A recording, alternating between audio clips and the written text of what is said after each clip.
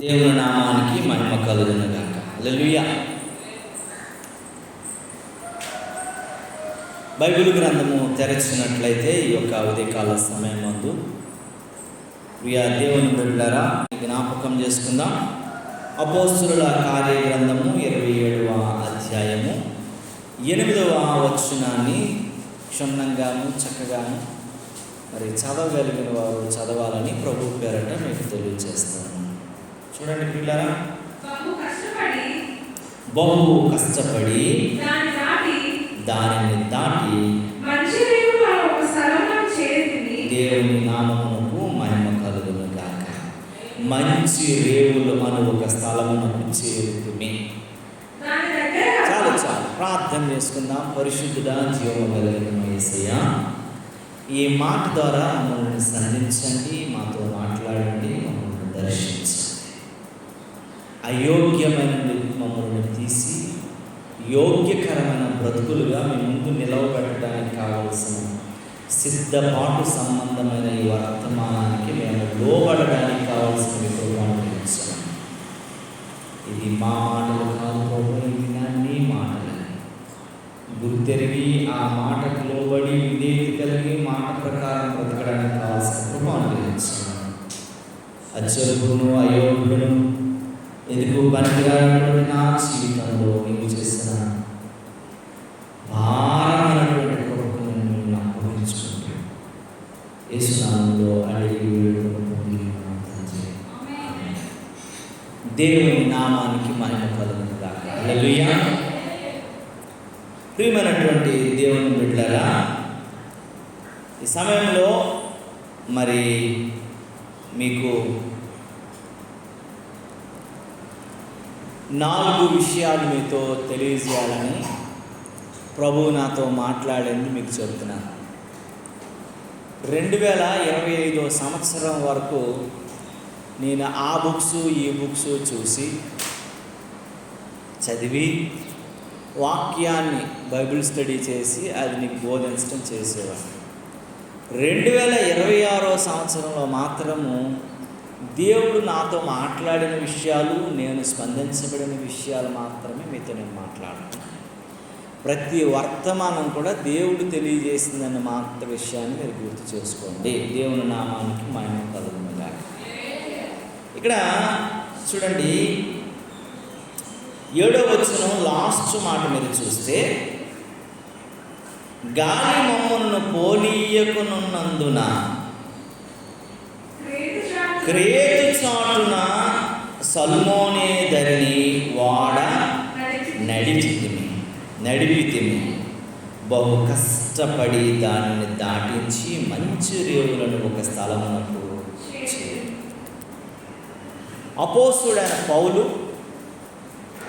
అపోస్తుడైనటువంటి పౌలు ఈ మాటలు తెలియజేస్తున్నటువంటి మాటలను మనము గుర్తు చేసుకోవాలని జ్ఞాపకం చేసుకుందాం. ఈ విషయాలను మీకు జ్ఞాపకం చేస్తున్నాను. ఏంటంటే పిల్లరా, చూడండి, మీకు మొదటిగా ఒక వాడను మీకు తెలియజేస్తాను. మొదటి వాడ ఎవరిదంటే కాదండి, మొదటి వాడ ఎవరిదంటే యోనా వాడ. యోనా తెలుసు కదా. మొదటి మనం ఈ నోవాహు కోసం గట్టి మాట్లాడుకునేది కాదు. మీకు అదే చెప్తాను, దేవుడు నాతో మాట్లాడిన విషయాలు మీతో మాట్లాడు. ఈ ఒక వాడు తప్ప మిగతా 2-3 వాడలు మీకు తెలియని వాడు, మీరు వినని వాడలు మీతో మాట్లాడతాను. యోనా వాడ చూడండి, యోనా గ్రంథం 1వ అధ్యాయంలో 5వ వచనం చదివితే ఒక మాట తెలియజేస్తూ ఉంది. చూడండి పిల్లరా, యోనా అనేటువంటి ఈ భక్తుడు దేవుడు నినివే ప్రాంతానికి వెళ్ళమంటే దేవుని మాటను ఉల్లంఘించి, దేవుని మాటకు వ్యతిరేకముగా ప్రవర్తించి, దేవుని మాటను ప్రక్కన పెట్టి, దేవుని మాటకు విధేయత చూపించక తన సొంత నిర్ణయం చొప్పున ఎక్కడికి వెళ్ళాడండి? తర్షీస్కు వెళ్ళాడు. అయితే తర్షీస్ కానీ వెళ్ళటం అయితే ఆయనకి మంచిదే, కానీ తర్షీసును చేరుకోవటం ఆయనకి ఇష్టమే. కానీ ఆ తర్షీసుకి వెళ్ళినటువంటి మధ్యలో జరిగిన ఒక సిచ్యువేషన్ మనము జ్ఞాపకం చేసుకోవాలి. చూడండి, మొదటి అధ్యాయం 5వ వచనంలో ఇలాగ అమ్మా, కాబట్టి నావికులు భయపడి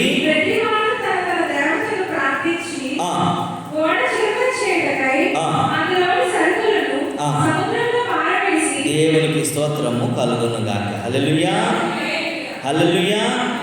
ఇక్కడ చెబుతున్న మాట, కాబట్టి నావికులు భయపడి ప్రతివాడును తమ తమ దేవతలను ప్రార్థించి వాడ చురుకన చీటికి అందులో ఉన్న సరుకులన్నీ సముద్రములో పారవేసి అప్పటికే యోనా వాడలో దిగువ భాగమున పోయి పండుకొని గాఢ నిద్ర చూపించుకున్నాడు. ఈ మాట చాలా జాగ్రత్తగా ఆలోచించాలి. యోనా ఎక్కాడు కానీ, యోనా ప్రయాణిస్తున్నాడు కానీ, యోనా ముందుకు కొనసాగుతున్నాడు కానీ, యోనా ఉన్నటువంటి ఓడలో ఉన్నటువంటి పరిస్థితి ఏంటి, ఎలా ఉన్నదని మనము జ్ఞాపకము చేసుకోవాలి. దేవునికి స్తోత్రము కలుగును గాక. అయితే 4వ వచనంలో అంటాడు, చూడండి మాట, యెహోవా సముద్రము మీద పెద్ద గాలి పుట్టింపగా సముద్రమందు గొప్ప తుఫాను రేగి ఆ ఓడ. దేవునికి స్తోత్రము కలుగును గాక. ఏమైపోయిందంట, సముద్రము మీదకి ఆయన ఓడ ఎక్కేశాడు. దేవుని ఆజ్ఞ నుండి తప్పించుకోవాలని, దేవుని యొక్క కార్యక్రమాల నుంచి విడిపించబడాలని, స్వేచ్ఛాజీవిగా బ్రతకాలని, నచ్చిన రీతిగా ఉండాలని, నచ్చిన పరిస్థితుల్లో ఉండటం కోసము తన స్వేచ్ఛను కోరుకోవడానికి నినివేకి దేవుడు వెళ్ళమంటే ఆయన ఎక్కడికి వెళ్తున్నాడండి? తర్షీషుకు వెళ్తున్నాడు. తర్షీషుకు వెళ్తున్నప్పుడు ఆ ఓడ ఆ తుఫానుకి ఇటు అటు కొట్టుకొని పోయినటువంటి పరిస్థితుల్లో ఉంటుండగా, ఆ పరిస్థితులలో ఆ ఓడను కాపాడుకోవటానికి, ఓడలో ఉన్నవారి ప్రాణాలను కాపాడుకోవటం కోసము ఆ యొక్క నావికులంట ఆ ఓడలో ఉన్నటువంటి సరుకులన్నీ కూడాను ఎక్కడ పడేశారటండి? సముద్రంలో పడేశారు. చూడండి, 7వ వచనంకి వచ్చేసరికి ఒక మాట దేవుడు మాట్లాడుతున్న సంగతి యోనాను గురించి చూడండి పిల్లరా. అంతలో వాడవారు ఎవరిని బట్టి ఇంత కీడు సంభవించినదే తెలుసుకొనుటకై. చూడండి, దేవునికి స్తోత్రము కలుగును గాక. దేవుని చిత్తమునకు, దేవుని యొక్క పద్ధతికి, దేవుని అనుకూలతకు, దేవుని యొక్క వాక్యానికి, దేవుని యొక్క అనుగుణ పద్ధతులకు వ్యతిరేకంగా జీవించటం వలన నోవాహు నేను తప్పించుకొని నేను తర్షీషుకు వెళ్ళిపోతాను అనుకుంటున్నాడు కానీ, నోవాహును బట్టి అక్కడ ఏం సంభవించిందండి? కీడు సంభవించిందట. యోనాను బట్టి ఏం సంభవించిందటమ్మా? కీడు సంభవించింది. ఈరోజు నీవు నేను మనము కూడా జ్ఞాపకం చేసుకోగలగాలి. నీ ఓడ ప్రయాణంలో నువ్వు సరైనటువంటి పద్ధతిలో, ఆధ్యాత్మిక విలువలు కలిగిన పద్ధతిలో, దేవుని చిత్తానుసారము కాని పద్ధతిలో నువ్వు ప్రయాణం చేస్తుంటే నీ జీవితమును కానీ, నీ కుటుంబమును కానీ, నీ సంఘమును కానీ నువ్వు నడిపిస్తున్నట్లయితే నిన్ను బట్టి అనేక మందికి కీడు సంభవించిన రీతిలో నువ్వు ఉండకూడదని జ్ఞాపకం చేసుకోవాలి. దేవునికి స్తోత్రం కలుగును గాక. ఈరోజు నిన్ను బట్టే నీ కుటుంబంలో శ్రమలు, నిన్ను బట్టే నీ జీవితంలో కష్టాలు, నిన్ను బట్టే నీ కుటుంబంలో అనారోగ్యాలు, నిన్ను బట్టే నీ జీవిత విధానమును బట్టే అనేకమైనటువంటి పరిస్థితులు గుండా నువ్వు వెళ్తూ ఉన్నావంటే దానికి కారణం ఏంటంటే నీ నడక, నీ పద్ధతి, నీ ఆలోచన దేవుని చిత్తానుసారంగా లేదు కనుకనే నిన్ను బట్టి నీ కుటుంబము, నీ జీవితము, నీ సంఘము ఏమైపోయిందటండి? కీడుకు లోనైపోయింది. దేవునికి స్తోత్రము కలుగును గాక. హల్లెలూయా, హల్లెలూయా, హల్లెలూయా. కనుక కొన్నిసార్లు మనము కీడుని మనము శంకిస్తూ ఉంటాం, ఆలోచిస్తూ ఉంటాం. గంటగా నిలువలేనటువంటి, వార్వలేనటువంటి కీడు, శ్రమ, బాధ, ఇరుకు, ఇబ్బంది మనకు కలిగినప్పుడు మనల్ని బట్టి అది కలిగిందని మనం ఆలోచించాం. మన జీవన విధానమును బట్టి మనకు నచ్చినట్లు మనం బ్రతికిస్తూ ఉంటాం. అది దేవుని చిత్తమా కాదని ఆలోచించమండి. అది దేవుని చిత్తమా కాదని గమనించమండి. అది దేవుని చిత్తంలో ఉన్నామా లేదని ఆలోచించమండి. అందుకే నోవాహును బట్టి వాడలో ఉన్నవారందరికీ ఏం కలిగిందండి? కీడు కీడు కీడు కీడు వచ్చింది.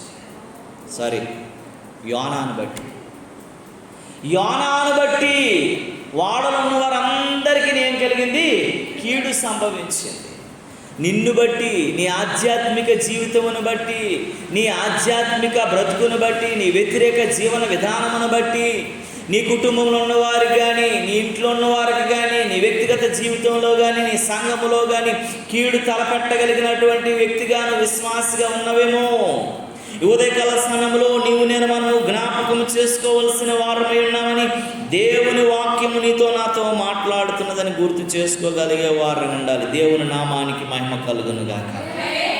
అందులోనే 3వ వచనంలో ఒక మారు మనము ఆలోచించినట్లయితే, అయితే యెహోవా సన్నిధి నుండి తర్షీసు పట్టణముకు పారిపోవలనని యోనా ఎప్పేకునకు పోయి తర్షీసునకు పోవాడా వాడని చూసి ప్రయాణమునకు కేవించి యెహోవా సన్నిధిని నిలవక వాడవారితో కూడా తర్షీసు పోటుకు వాడ ఎక్కి. దేవునికి స్తోత్రము కలుగును గాక. అసలు యోనాకి ఎందుకు ఈ శ్రమ వచ్చింది? యోనాను బట్టి ఓడలో ఉన్న వారికి ఎందుకు ఈ కష్టం వచ్చింది? యోనాను బట్టి ఓడలో ఉన్నటువంటి సరుకులంతా కూడా ఎందుకు నష్టపోయి పడేవలసి వచ్చింది? అందులో బంగారం ఉండొచ్చు, వెండి ఉండొచ్చు, మిగులు వెలుగల వస్తువులు ఉండొచ్చు, అనేక రకాలైనటువంటి కోట్ల విలువ చేసేటువంటి సరుకులు ఉండొచ్చు. ఇవన్నిటిని కూడా వృధాపరచబడడానికి గల కారణం ఏంటో తెలుసా అండి? యోనా యెహోవా సన్నిధి నుంచి దూరంగా మారిపోయాడు. నీ కుటుంబంలో నువ్వు ఉంటున్నావు, నీ వ్యక్తిగత జీవన విధానంలో నువ్వు ఉంటున్నావు, నువ్వు సంఘంలో ఉంటున్నావు, నువ్వు దేవుని సన్నిధి సంబంధిగా ఉన్నావా, దేవుని సన్నిధికి వ్యతిరేకంగా బ్రతుకుతున్నావా లేదని ఆలోచన కలిగి ఉండాలి. ఒకసారి మనల్ని మనం పునర్విమర్శ చేసుకోవాలి. మన భక్తి విషయంలో మనల్ని మనం ఆలోచించుకోవాలి. ఆయన మాటలైనటువంటి ఆజ్ఞలనే రాళ్లను వేసి మన బ్రతుకును న్యాయమైన త్రాసులో త్రోయబడడానికి అనుభూతిలోకి వెళ్ళగలిగే వ్యక్తిగా ఉండాలని దేవుని వాక్యము తెలియజేస్తుంది. దేవుని నామానికి మహిమ కలుగును గాక. యెహోవా సన్నిధి నుండి తర్షీసు పట్టణముకు పారిపోయాను. ఎక్కడ నుండి పారిపోయాడటండి? ఎవడైనా కష్టం వచ్చినప్పుడు, బాధ వచ్చినప్పుడు, దుఃఖం వచ్చినప్పుడు, అనారోగ్యం వచ్చినప్పుడు, కష్టం వచ్చినప్పుడు, ఆర్థిక సమస్యలు వచ్చినప్పుడు, అనారోగ్యం కలిగినప్పుడు నీవు ఆతిథ్యం కొరకు దేవుని సన్నిధికి రావాల్సిన నీవు ఇక్కడ యోనా చూసినట్లయితే దేవుని సన్నిధి నుండి తప్పించుకొని ఎక్కడ పారిపోతున్నాడటండి? తర్షీసుకు పారిపోతున్నాడు. నువ్వు దేవుని సన్నిధిని విడిస్తే నీకు కలిగేది కీడే. నువ్వు దేవుని సన్నిధిని విడిచిపెడితే నీకు కలిగేది బాధే. నువ్వు దేవుని సన్నిధిని విడిచిపెడితే నీకు కలిగేది కష్టమే. నీకు దేవుని సన్నిధిని విడిచిపెడితే నీకు కలిగేది ఆనందం ఉండదు, ఎప్పుడు కూడా బాధ, కన్నీరే అని దేవుని వాక్యం చెబుతుంది. దేవుని నామానికి మహిమ కలుగును గాక. అంటాడు ఆ క్రింద మాటలు, యెహోవా సన్నిధిలో నిలవక. యెహోవా సన్నిధిలో ఏమైపోయాడటండి? ఆయన నిలవలేకపోయాడంట, ఉండలేకపోయాడట. కొంతమందికి లోక సంబంధులకి దేవునితో సహవాసము నచ్చదు. దేవుని సన్నిధిలో స్థిరంగా ఉండలేరు. దేవుని సన్నిధిలో ఒక పద్ధతిగా బతకడానికి ఇష్టపడరు. దేవునికి లోబడి విధేయత కలిగి బ్రతకడానికి ఇష్టపడరు. పిల్లరా, చాలా పాఠాలు మనకు నేర్పిస్తూ ఉంటుంది. మనం వాటిని అనుకరణలోనికి తీసుకోలేని వారంగా ఉంటామని. ఈ శ్రమలు ఎందుకు వచ్చాయనంటే, ఈ బాధలు ఎందుకు వచ్చాయంటే, ఈ దుఃఖం ఎందుకు వచ్చిందంటే, దేవుని సన్నిధిని నిలవలేక దేవుని సన్నిధిని విడిచి తర్షీషుకి ఏమైపోతున్నాడటండి? పారిపోతున్నాడు. కనుకనే యోనాతో పాటు అనేక మందికి ఏం సంభవించిందండి? కీడు సంభవించింది, శ్రమ సంభవించింది, దుఃఖం సంభవించింది. దేవునికి స్తోత్రం కలుగునుగా. ఎంతో ఆస్తి నష్టం కలిగింది. అవన్నీ కూడా సముద్రంలో ఏం చేశారటండి? పారబోసేశారంట. నేను మనము చాలా జాగ్రత్తగా ఆలోచించాలి, గమనించాలి. దేవుని చిత్తంలో ఉన్నామా లేదా? అందుకే కయ్యేను అంటాడు కదా, కయ్యేను మాట్లాడతాడు కదా, కయ్యేను జ్ఞాపకం చేసుకుంటున్నాడు కదా. ఒకసారి ఆదికాండంలో ఆ మాట మనం ఆలోచిస్తే కయ్యేను జీవన విధానాన్ని మనం గుర్తు చేసుకుంటే అంటాడు, 4:17 ఒక మాట అంటాడు. ఏమనంటాడు? కయ్యేను చూడండి అక్కడ అంటాడు, ఏమనంటున్నాడో తెలుసా అండి? కయ్యేను తన భార్యను కూడినప్పుడు ఆమె గర్భవతి అయి హనోకును కనెను. అప్పుడు అతడు ఒక ఊరు కట్టించి ఆ ఊరికి తన కుమారుని పేరు పెట్టాను.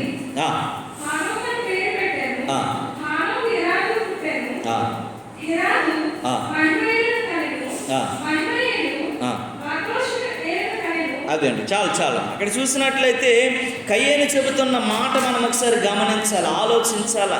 కయ్యేను ఏమంటున్నాడంటే ఇక్కడ ఆ మాట కాదు, ఇంకొక మాట మనం చదవలసింది. కయ్యేను ఏమంటున్నాడంటే తన జీవితంలో, తన బ్రతుకులో 26వ మాట అంటాడు. ఏమని అంటాడు తెలుసా? అక్కడ కయ్యేను చెబుతున్నటువంటి మాట ఏంటో తెలుసా? తెలియజేస్తున్న మాట, కయ్యేను ఎంత ఏడ్చినా, ఎంత బాధపడినా, ఎంత దుఃఖించినా సరే క్షమాపణ దొరకలేదంట కయ్యేనికి. మారు మనసు పొందాలని ఆలోచించినా అది దొరకలేనటువంటి పరిస్థితికి వెళ్ళిపోయిందంట. ఎన్ని శ్రమలు అనుభవించినా, బాధలు అనుభవించినా, ఎంత దేవుని ఎత్తుకొట్టుకుని దేవునికి విధేయత కలిగైనా సరే అది కలగలేదు అని దేవుని వాక్యం చెప్తుంది. దేవుని నామానికి మహిమ కలుగును గాక. హల్లెలూయా, హల్లెలూయా. అందుకే కయ్యేను నడిచిన మార్గం అని మాట్లాడతాడు యోధ, 1వ అధ్యాయం 11వ వచనం. ఏమని మాట్లాడతాడండి? కయ్యేను నడిచిన మార్గం, మంచి మార్గంలో కయ్యేను నడవల, చెడు మార్గము, కీడు సంబంధమైన మార్గము, వ్యతిరేక సంబంధమైన మార్గాల్లో నడిచాడు అంటాడు. దేవుడు ఏం చెప్తున్నాడంటే నేనే మార్గాన్ని అంటున్నాడు. ఏంటమ్మా? 13వ వచనమా? ఏమని రాసింది ఒకసారి చదవండి. 4:13లో అందుకు కయ్యేను దోష శిక్షను నేను భరించలేనంత గొప్పది, దేవునికి స్తోత్రము కలుగును గాక అంటాడు. నేడు ఈ యొక్క ప్రదేశమును నుండి వెళ్ళగొట్టేతివి, నీ సన్నిధిని రాకుండా వెలివేయబడితిని, దిగులు పడుచు భూమి మీద దేశి దిమ్మరణయుందును, దేవుని నామానికి మహిమ కలుగును గాక. చూడండి, అందుకు కయ్యేను దోష శిక్ష నేను భరించలేనంత గొప్పది, ఈ దోష శిక్ష నేను భరించలేనంత గొప్పదని అంటున్నాడు. ఎందుకంటే నా మీదకి వచ్చిన దోష శిక్ష ఎందుకనంటే కయ్యేను ఎక్కడ నుండి తప్పించుకున్నాడటండి? దేవుని సన్నిధి నుంచి పారిపోయాడు, దేవుని సన్నిధిలో నిలవలేకపోయాడు, దేవుని సన్నిధిలో ఉండలేకపోయాడు, దేవుని చిత్తంలో నడవలేకపోయాడు, దేవునికి అనుగుణంగా బ్రతకడానికి ఇష్టపడలేకపోయాడు. అందుకనే నా చేసినటువంటి తప్పిదం, నా దోష శిక్ష నేను భరించలేనంత గొప్పది అని బాధపడుతున్నాడు. కయ్యేను నడిచిన మార్గమును మీరు మార్గాలను నడవద్దు అని యోధ అంటాడు. కయ్యేను నడిచిన మార్గం కనుక ఇక్కడ యోనా పరిస్థితి మనం ఆలోచించినట్లయితే, యోనాతో పాటు ఓడలో ఉన్న వారందరికీ ఎందుకు ఆ శ్రమ కలిగింది, బాధ కలిగింది, ఆస్తి నష్టం కలిగింది, దుఃఖం కలిగింది, కీడు కలిగింది అంటే యోనా చేసిన మొట్టమొదటి తప్పు ఏంటో తెలుసా? దేవుని సన్నిధి నుంచి తర్షీషుకు పారిపోయాడు. రెండోది ఏంటంటే దేవుని సన్నిధిలో నిలవబడలేకపోయాడు. ఈరోజు నీ జీవితంలో కష్టాలు, నీ కుటుంబంలో కష్టాలు, నీ యొక్క సంఘంలో కష్టాలు, నీ సమాజంలో కష్టాలు నీకు ఎందుకు వస్తున్నాయనంటే అన్ని దగ్గరలా బాగానే నిలవబడుతున్నావు, అన్ని పదవులు బాగానే అధిరోహిస్తూ ఉన్నావు, అన్ని రకాలుగా మంచిగానే ఉన్నావు, కానీ ఎక్కడ నిలవబడాలో అక్కడి నుంచి నువ్వేమైపోతున్నావు? పారిపోతున్నావు, అక్కడ నిలవబడలేకపోతున్నావు. అందుకే నీ ఆస్తి నష్టం అయిపోతుంది, అందుకే నీకు శ్రమ కలుగుతుంది, అందుకే నీకు కీడు వస్తూ ఉంది, అందుకే నీకు బాధ కలుగుతుంది, అందుకే నీకు దుఃఖం కూడా కలుగుతుందని దేవుని వాక్యము తెలియజేస్తుంది. దేవుని నామానికి మహిమ కలుగును గాక. హల్లెలూయా. ఆ ఓడలో ఉన్నవారు బాధపడుతూ దానికి కారణమైనటువంటి యోనా మాత్రము హాయిగా నిద్రపోతున్న పరిస్థితిలో ఆ శ్రమను, ఆ బాధను, ఆ దుఃఖాన్ని పట్టించుకోలేని వాడుగా ఉన్నాడని దేవుని వాక్యము తెలియజేస్తుంది. దేవుని నామానికి మహిమ కలుగును గాక. నీవు చెప్పినట్టయితే ఈ మాటలు ఒకసారి జ్ఞాపకం చేసుకున్నట్లయితే కీడును గూర్చిన వాడ అని దేవుని మాటలు, కీడు సంబంధమైన వాడ. అది ఆయన జీవితం దేవుని సన్నిధిలో నిలవలేక, దేవుని సన్నిధిలో ఉండలేక, దేవుని సన్నిధిలో నుంచి పారిపోయాడు కనుక దాని వలన సంభవించింది ఏంటంటే ఆస్తి నష్టము, ప్రజలందరి జీవితాల్లో కీడు అనుగ్రహించబడింది. దేవునికి స్తోత్రము కలుగును గాక. ఈరోజు మన బ్రతుకుల్లో కూడా శ్రమ, బాధ, దుఃఖం, ఆర్థిక సమస్యలు ఉన్నాయంటే నిన్ను బట్టి, నీ యొక్క నడవడికను బట్టి, నీ ఆలోచనను బట్టి, దేవుని చిత్తానికి వ్యతిరేకంగా చేసి దాన్ని బట్టి నువ్వు అనుభవిస్తున్నావని గుర్తు చేసుకోవాలి. నెంబర్ 1. రెండో వాడన కుమారు మనము జ్ఞాపకం చేసుకుందాం. చూడండి పిల్లరా, కుమారు దినవృత్తాంతముల గ్రంథము చూడండి త్వరగాను. 2వ గ్రంథము దినవృత్తాంతములు 2వ గ్రంథము 20వ అధ్యాయం 35వ వచనం నుండి చదువుదాం ఒకసారి.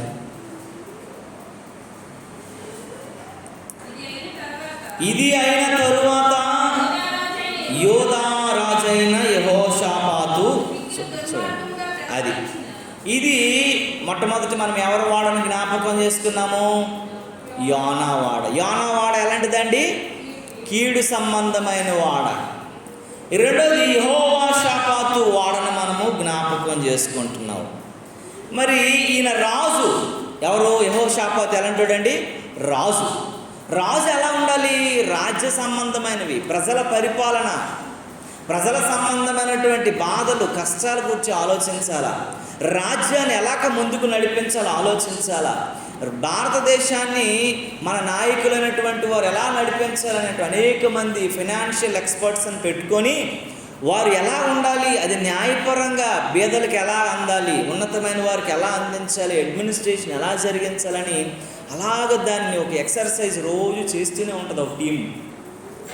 వాళ్ళు కొత్త కొత్త పద్ధతులు కొన్ని దేశాల్లో వారు సక్సెస్ అయినటువంటివన్నీ కూడా ఇక్కడ ఇంప్లిమెంట్ చేసి మన ప్రజలు దారిద్రత రేఖ నుండి పైకి నడిపించడం కొరకు ఎన్నో ప్రయత్నాలు, ఎన్నో పథకాలు, ఎన్నో రకాలైనటువంటి మరి ప్రజలకు క్షేమకరమైనటువంటి ఇన్సూరెన్స్ని ఏర్పాటు చేస్తుంది. అందుకే ఆరోగ్యశ్రీ అని, రేషన్ బీమా అని, పెన్షన్ అని, రకరకాలు మరి రియంబర్స్మెంట్, చదువుకునే పిల్లలకి ఆర్థిక సహాయం అని, ఇవన్నీ ఏంటంటే అందరూ కూడాను అందుకునేటువంటి ప్రదేశాలలోకి నిలవబడడం కొరకే మన భారత గవర్నమెంట్ కూడా అనేకమైనటువంటి పద్ధతులని అవలంబిస్తూ నడుస్తుంది. మరి యెహోషాపాతు రాజ్యంలో కూడాను తన రాజ్య అభివృద్ధి కొరకు పాటుపడవలసినటువంటి ఆయన ఈ ఓడలు నడిపించడానికి వచ్చాడు. తనది కాని దాని కొరకు పని చేస్తే అది ఫెయిల్ అయిపోతుంది. మనకు రాని దాని కొరకు మనం వెళ్తే మనం ఫెయిల్ అయిపోతాం.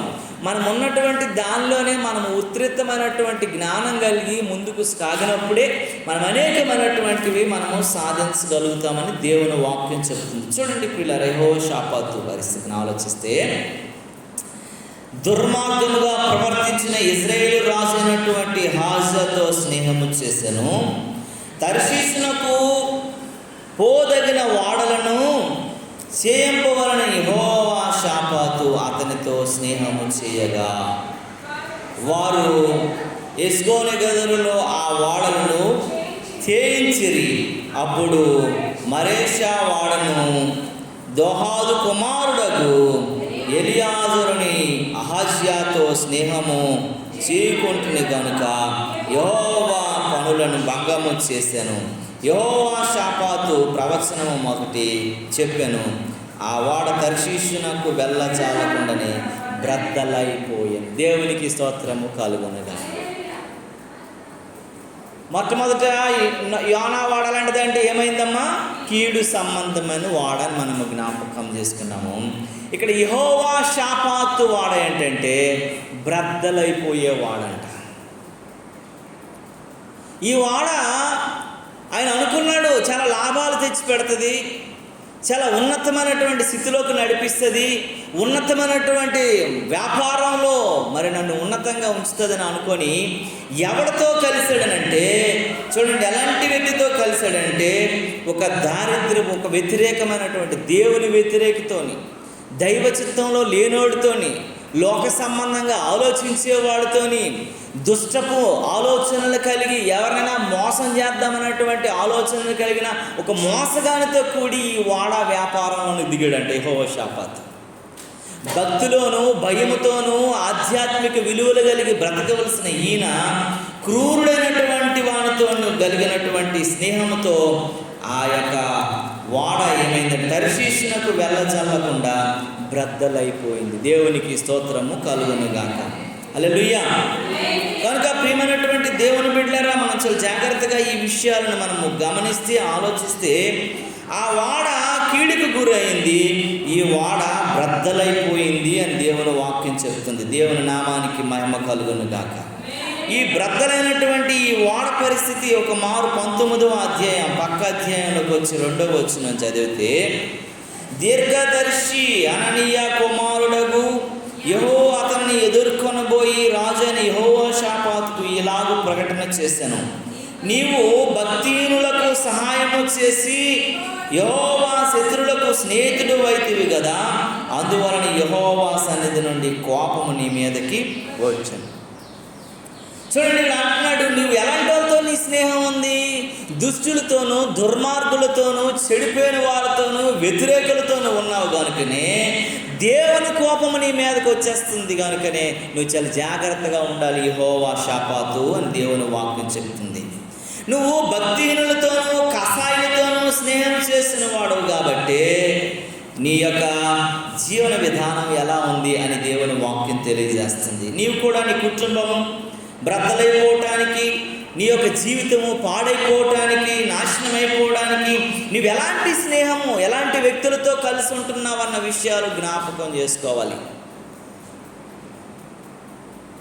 ఎందుకనంటే కొన్ని విషయాలు, టైటానిక్ పడవ ఎంతమందికి తెలుసు? అందుకే టైటానిక్ వాడ అందరికీ తెలుసు, దాని మీద సినిమాయే తీసేశారు. టైటానిక్ వాడ ఎలాంటిదనంటే దాని పేరులోనే ఉంది, ఇది ఎవడు పోల్చలేడనేసి. ఇక దేవుడు కూడా ఇది అసాధ్యమైనటువంటి మాట. ఈ టైటానిక్ వాడను గురించి చాలా విషయాలు తయారు చేస్తున్నటువంటి వ్యక్తులు చెప్పుకొచ్చారు. కానీ ఒకరోజు ఏమైపోయిందండి, ప్రయాణం చేసిన కొన్ని గంటల్లోనే ఏమైపోయింది, వాడ బ్రద్దలైపోయింది.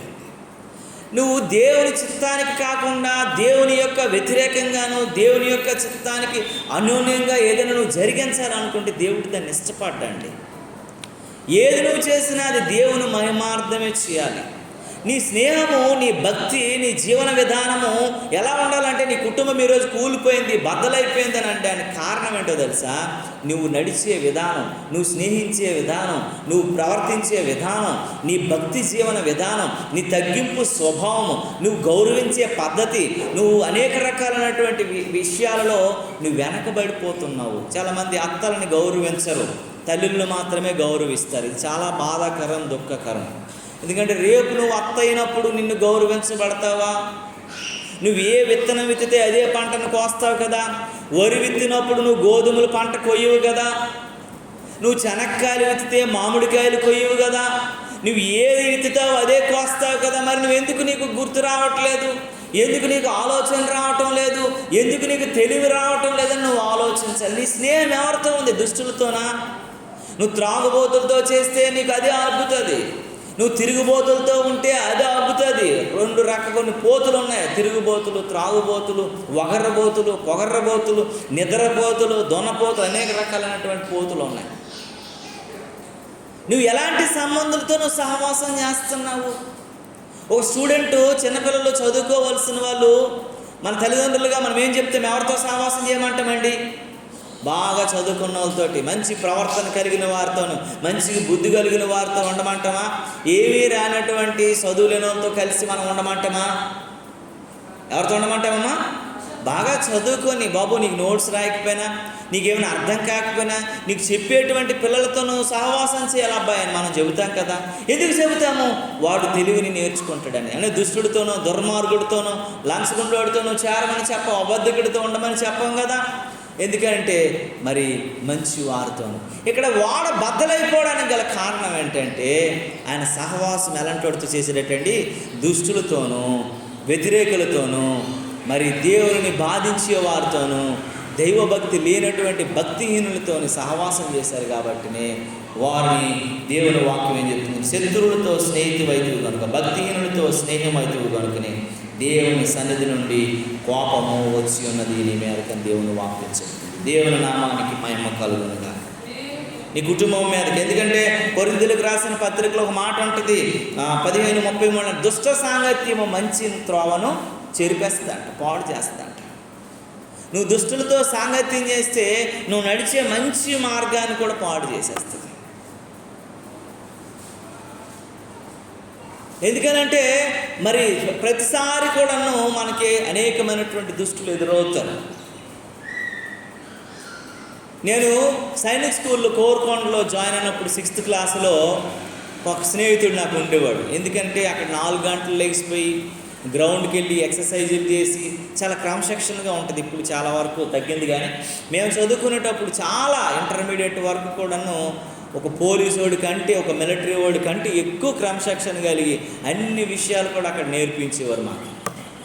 మా నాన్నగారు అందులో నెలకు ఒకసారి వచ్చి నన్ను చూస్తూ పరామర్శించడానికి వచ్చేవారు. సెకండ్ సాటర్డే సోప్స్, ఆయిల్ ఇవన్నీ పట్టుకొని వస్తున్నప్పుడు, నేను సైనిక్ స్కూల్ ఉన్నానంటే చాలా క్రమశిక్షణ కలిగిన స్కూలు, చాలా ఉన్నతమైన విలువలు కలిగినటువంటి ప్రెస్టీజియస్ స్కూలు, అన్ని రకాలైనటువంటి పద్ధతులు నేర్పిస్తారు.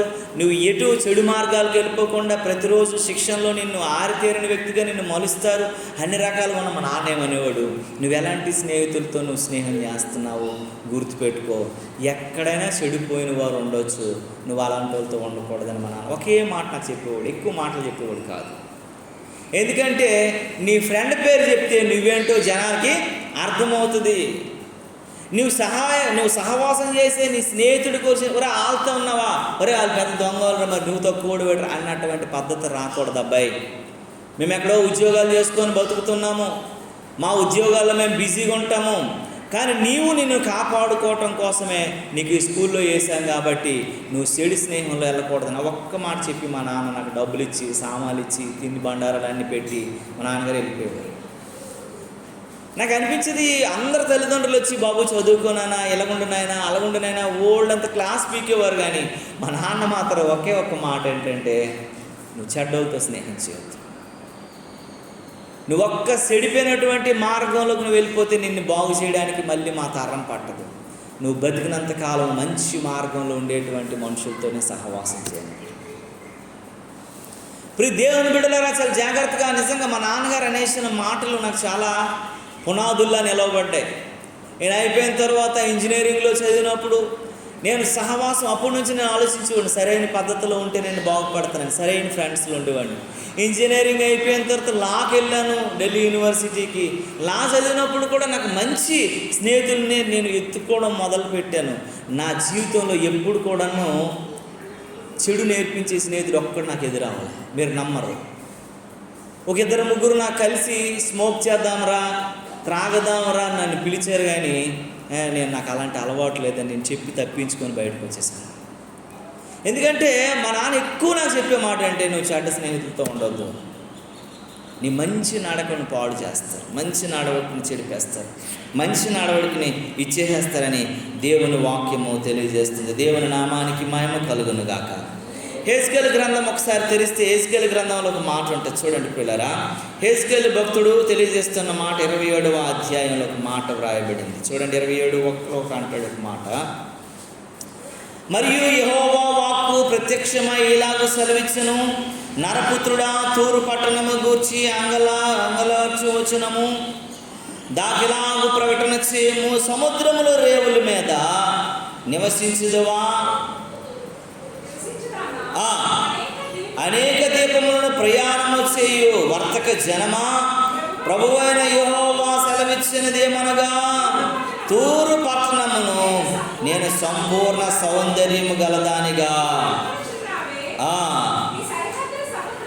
దేవునికి స్తోత్రము కలుగును గాక. హల్లెలూయా. ఇక్కడ దేవుని వాక్యం చెప్తుంది. ఏమని చెప్తుందో తెలుసా? నీ ఒక సంపూర్ణ సౌందర్య వ్యక్తి కలిగినటువంటి వ్యక్తి అని అనుకుంటున్నావే, నువ్వు వర్తక జనం అనుకుంటున్నావే, అనేక ద్వీపాలను తిరగగలిగిన శక్తి సంపన్న వ్యాపార వ్యక్తి అనుకుంటున్నావే, కానీ నీ పద్ధతి, నీ స్థితి, నీ పాడు, నీ బ్రతుకును బట్టి నువ్వు సరిగా లేవని దేవుని వాక్యం హెచ్చరిస్తుంది. అందులో 27వ వచనంకి వచ్చేసరికి అంటాడు, అప్పుడు నీ ధనమును నీవు, నీ సరుకులను నీవు బదులిచ్చు వస్తువులను నీ నాయకులను, నీ వాడ నాయకులను, నీ వాడలను బాగు చేయువారును, నీతో వర్తక చేయువారును, నీలో ఉన్న సిపాయిలందరూ, నీలో ఉన్న జన సమూహములన్నీ నీవు కూలి దినమందే.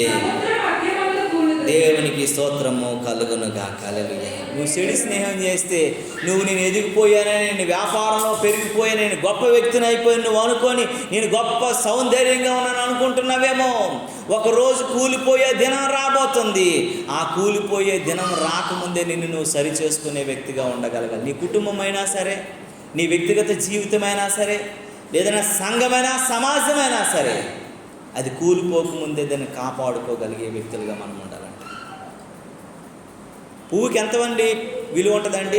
చెట్టుకి ఉన్నంత వరకు. అది రాలిపోతే పువ్వుకి విలువ ఉంటుందండి? విలువ ఉండదు. ఆ ప్రకాశవంతమైనటువంటి ఆ పువ్వు ఎప్పుడైతే వికసిస్తూ ఉంటుందో ఆ పరిమళాన్ని మనం ఆస్వాదించినంత కాలమే దానికి విలువ. అది ఎప్పుడైతే ఓడిపోవటం మొదలెడుతుందో ఆ వికసించినటువంటి ఆ పరిమళ వాసన పోయి ఇప్పుడు కుళ్ళు వాసన రావటం మొదలవుతుంది. కుళ్ళు వాసన ఎప్పుడు వస్తుందో దాన్ని ఏం చేస్తాం, మనం తీసుకెళ్ళి డస్ట్బిన్లో చెత్తల్లో పడేస్తాం. అంతవరకు దాని అందాన్ని ఆస్వాదిస్తాం, అంతవరకు దాని రంగుని ఆస్వాదిస్తాం, అంతవరకు దాని పరిమళాన్ని ఆస్వాదించిన మనము అది ఎప్పుడైతే వాడిపోతుందో, ఎప్పుడైతే అది వాసన మారుతుందో దానిని మనము పడేసినటువంటి పరిస్థితికి వచ్చేస్తుంది. ప్రియమైనటువంటి దేవుని బిడ్డలారా, నీవు నేను మనం కూడాను మనము సహవాసం చేసే పద్ధతులను, మనం సహవాసం చేసే విధానాలను బట్టి మనము నేర్చుకోగలుగుతామని దేవుని వాక్యము హెచ్చరిస్తాము. దేవునికి స్తోత్రము కలుగునుగాక. ఇది ఎందుకు కూలిపోయింది అని మనం ఒకసారి జ్ఞాపకం చేసుకుంటే 28వ అధ్యాయం 1-2-3 వచనాలు అంటాడు, మరియు యెహోవా వాక్కు నాకు ప్రత్యక్షమై ఇలాగూ సెలవిచ్చెను, నరపుత్రుడా, తూరు అది పతులలో నీవిలాగో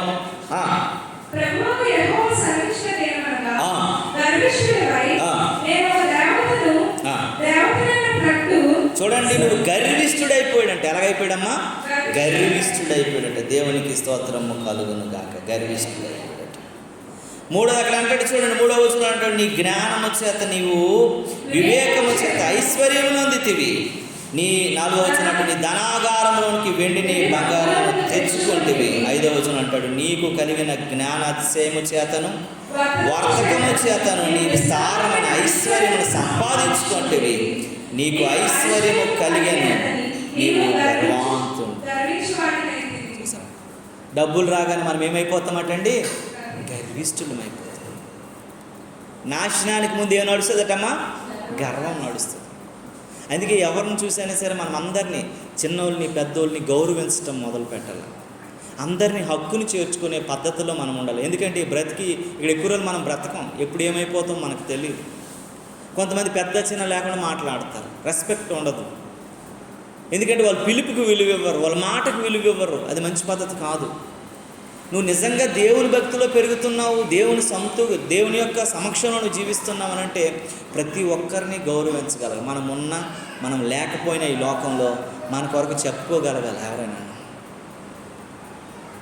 మంచి పిల్ల, మంచి పిల్లోడు, మంచిగా జీవించేవాడు, మంచి గౌరవంగా పిలిచేవాడు, అమ్మ అక్కని చాలా మంచిగా సంబోధించేవాడని గర్వాన్ని బట్టి నువ్వు విర్రవీగిన వ్యక్తిగా నువ్వు ఉంటే అది నీకు మంచిది కాదు అని దేవుని వాక్యము చెప్తుంది.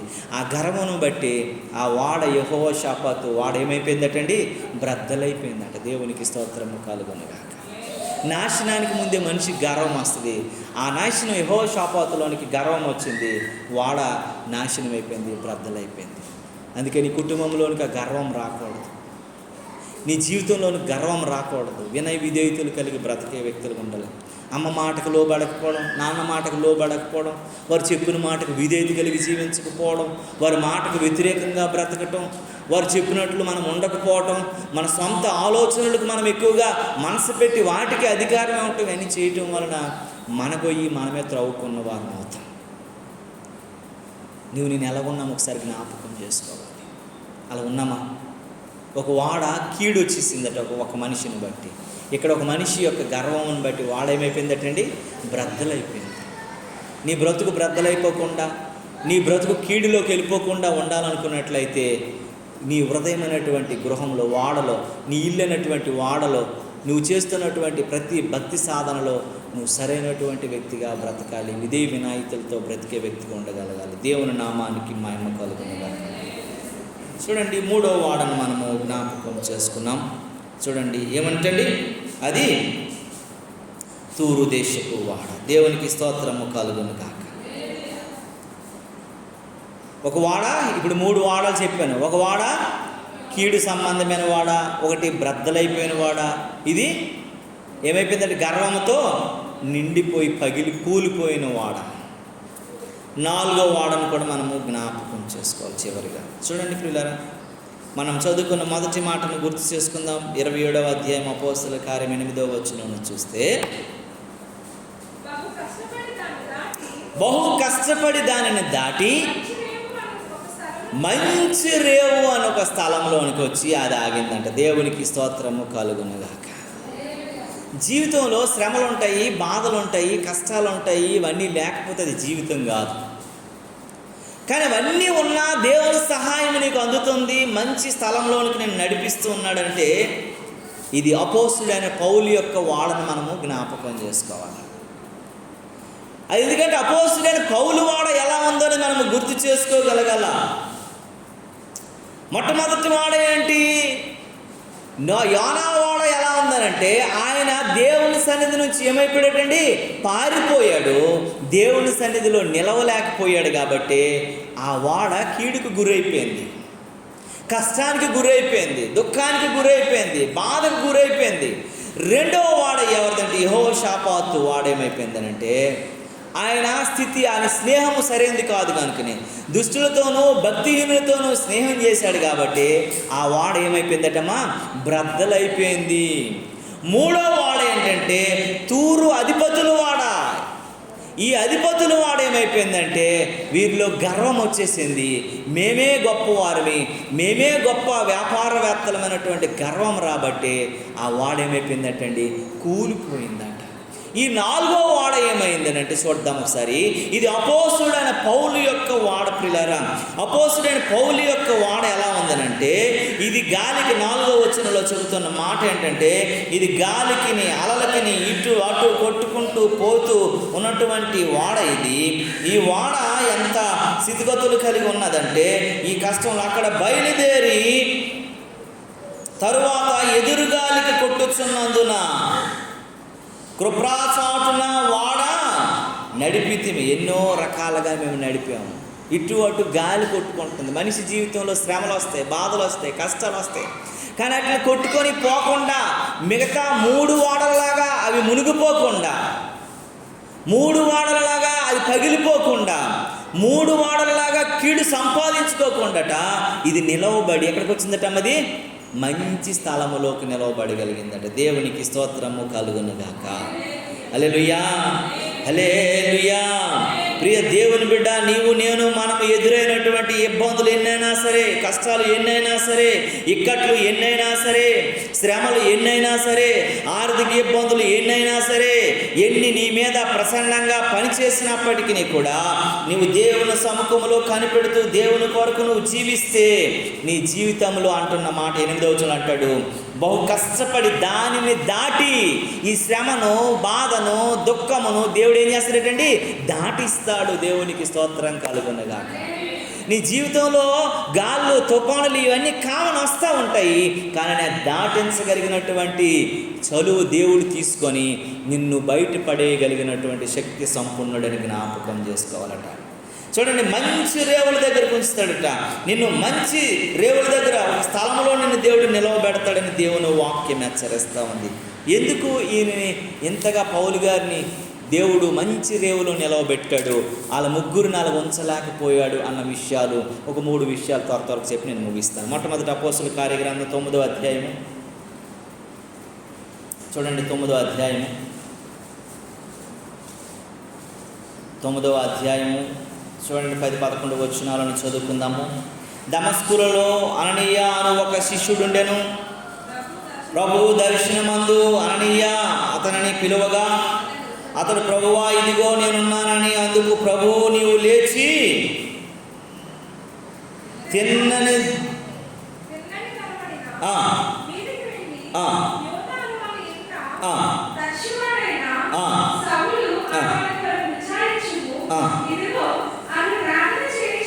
దేవునికి స్తోత్రము కలుగును గాక.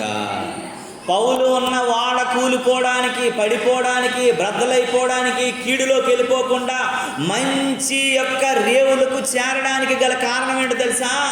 పౌల్లో ఏముందటమ్మా? ప్రార్థనా జీవితం. పౌలు ఎలాంటి వాడటమ్మా? ప్రార్థనా పరుడంట. నీలో ఎప్పుడైతే ప్రార్థన ఉంటుందో, నీ కుటుంబంలో ఎప్పుడైతే ప్రార్థన ఉంటుందో, నీ జీవితంలో ఎప్పుడైతే ప్రార్థన ఉంటుందో, ఎన్ని శ్రమలు వచ్చినా, ఎన్ని కష్టాలు వచ్చినా, ఎన్ని బాధలు వచ్చినా, ఎన్ని ఇరుకులు వచ్చినా, ఎన్ని ఆర్థిక సమస్యలైనా, ఎంత మరణకరమైనటువంటి రోగంతో నువ్వు పోరాడుతున్నా సరే దేవుడు వాటన్నిటి నుండి నిన్ను తప్పించి మంచి స్థలములో, ఆనందకరమైన స్థలములో, సంతోష సంతోషకరమైనటువంటి స్థలములో నిన్ను ఉంచగలుగుతాడు. దేవునికి స్తోత్రము కలుగునుగాక. అయితే అపోస్తలుడైన పౌలులో మొట్టమొదటి క్వాలిటీ ఏంటంటే ప్రార్థనా జీవితము. నీవు తప్పించబడి నీ వాడ, నీ జీవితం, నీ కుటుంబం అనే వాడ మంచి రేవులో నిలవబడాలనుకుంటే, అన్నిటిని దాటి రావాలనుకుంటే, అన్నిటిని తప్పించుకొని బయట పడాలనుకుంటే నువ్వు ప్రార్థనా పరుడువై ఉండాలి, ప్రార్థనా పరురాలువై ఉండాలి. రెండవది 13వ అధ్యాయాన్ని తెరవండి పిల్లరా. త్వరగా ఈ మాటలు నేను ముగిస్తాను. చూడండి 9వ వచనాన్ని చూసినట్లయితే దేవుని వాక్యం ఈ మాట చెప్తుంది. చూడండి, అందుకు పౌలు అనబడిన సౌలు పరిశుద్ధాత్మతో నిండుకొనిన వాడు. దేవునికి స్తోత్రము కలుగునుగాక. రెండవ క్వాలిటీ ఆయన ఏముందటమ్మా? పరిశుద్ధాత్మతో నింపబడినటువంటి వాడు. తన శరీరం అంతా పరిశుద్ధపరచబడ్డము, పాపరహితుడిగా ఉండటమే కాకుండా దేవుని ఆత్మ, దేవుని నడిపింపుతో నింపబడ్డము. మనల్ని చంపేసినా సరే మనము తప్పుగా ప్రవర్తించుకోవాలి. మనల్ని ఎంత బలవంతం చేసినా సరే, అవసరతలైనా, ఆర్థిక ఇబ్బందులైనా, అనారోగ్యాలైనా దేవుని మాటకు వ్యతిరేకంగా జీవించుకోవడం. బ్రతుకుట క్రీస్తు అయితే చనిపోవడమే మంచిది అన్నాడు పౌలు. ఎక్కడ కూడా లోబడలేదు, దేనికి పిరుకోడైపోలా, దేనికి వదిలేలే తన జీవితాన్ని, ఎక్కడ అప్పగించబడలేదు. పరిశుద్ధాత్మచేత నింపబడిన వాడై ఉన్నాడు. దేవునికి స్తోత్రము కలుగునుగాక. అందుకే నిండినవాడు కనుకనే ఆయన వాడ మంచి స్థలములోనికి, మంచి రేవులలోనికి చేరబడింది. దేవునికి స్తోత్రము కలుగునుగాక. మొదటి ఎలాంటి వాడండి ఆయన? ప్రార్థనా పరుడు. రెండోది ఎలాంటిదమ్మా? పరిశుద్ధాత్మతో నింపబడిన వాడు. మూడో మాట చెప్పి నేను ముగిస్తాను. చూడండి ప్రియులారా, చూడండి 16వ అధ్యాయము, యాక్ట్స్ చాప్టర్ 16వ అధ్యాయం చూడండి, 25 నుండి చదవండి ప్రియులారా ఒకసారి.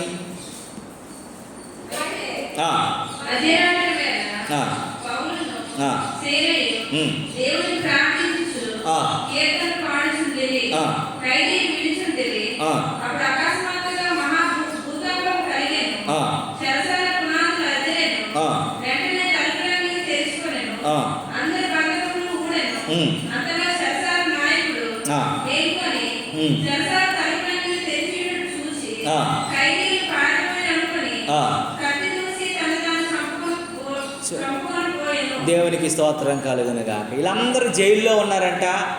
వీళ్ళందరినీ జైల్లో పెట్టేశారు. జైల్లో పెట్టేసిన తర్వాత వీళ్ళు పాటలతో ప్రార్థన చేస్తూ దేవుణ్ణి ఆరాధిస్తున్నప్పుడు ఆ సంఖ్యలన్నీ విడిపోయాయి. విడిపోయిన తర్వాత వీళ్ళందరూ జైలు నుండి పారిపోయారేమో, నా ఉద్యోగం పోతుందేమో, రాజు నన్ను చంపేస్తాడేమో అని భయంతో ఆ జైలు అధికారి తన కత్తితో తాను పొడుచుకొని చచ్చిపోవాలన్నటువంటి పరిస్థితి వచ్చేసిందంట. ఇంకెదుగుతుంటే అప్పుడు అపోస్తలుడైన పౌలు లేచి ఏమన్నాడు ఒకసారి చదవండి. 28వ వచనం అంటాడు, అప్పుడు పౌలు, నీవు ఏమి హాని చేసుకొనవద్దు, మేమందరం ఎక్కడనే ఉన్నాము అని బిగ్గరగా చెప్పాను. అతడు